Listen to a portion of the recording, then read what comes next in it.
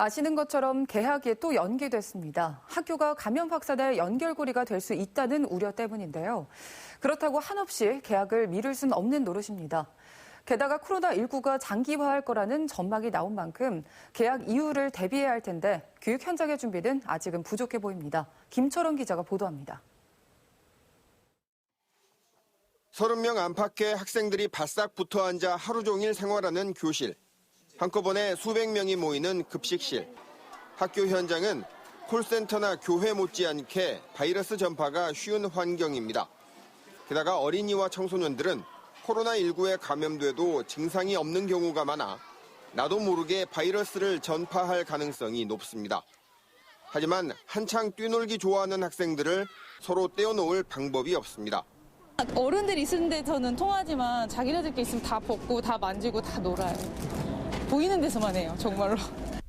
이 때문에라도 발생 감시, 즉 증상을 빨리 알아차리는 게 중요합니다. 발생 감시를 해야지 그 다음에 파급이라고 하는 부분을 더 막을 수 있는 상황이니까 일단은 발생 감시를 하면서 최대한 아이들이 건강하게 생활을 할 수 있도록 하는 지도 이런 부분들이 필요할 것 같습니다. 하지만 학교에 보급된 발생 감시 장비는 체온계가 고작입니다. 등굣길에 학생들의 발열 여부를 효율적으로 체크하려면 열화상 카메라가 필요한데 광주시 교육청은 이제서야 구매 계획을 세우고 있습니다. 학생 간 접촉을 줄이기 위해 밀집도를 낮추는 데도 한계가 있습니다. 교실이야 시험 볼 때처럼 자리를 떨어뜨려 거리를 둘 수 있겠지만 함께 노래 부르는 음악 수업, 몸을 부대끼는 체육 수업은 어떻게 운영해야 할지 매뉴얼이 없습니다. 짧은 시간에 함께 밥을 먹어야 하는 급식실도 대책이 마땅치 않습니다. 급식할 때 어떻게 해서 학생들 간의 접촉을 최소화할 것인가 그런 류의 것들은 지금 하고 있고 개학 대비 전까지 만들어서 다 보급해서 차질이 없도록 할 계획입니다. 만에 하나 확진자가 발생할 경우에는 사정이 더 복잡해집니다.